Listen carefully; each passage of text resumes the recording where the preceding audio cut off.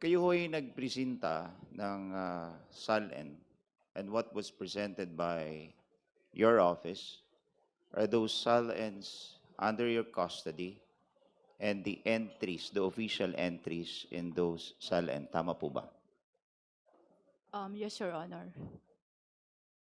But that entries does not say whether there is a misdeclaration, untruthful declaration, or willful non-disclosure that will lead to unexplained wealth. Tama po ba?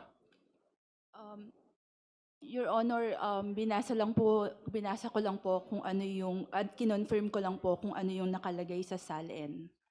Those SALN that was, or that we want to specifically pinpoint that have material misdeclaration or untruthful declaration was never attached in the first place We are in the not complaint. yet on that, Honorable Garbin.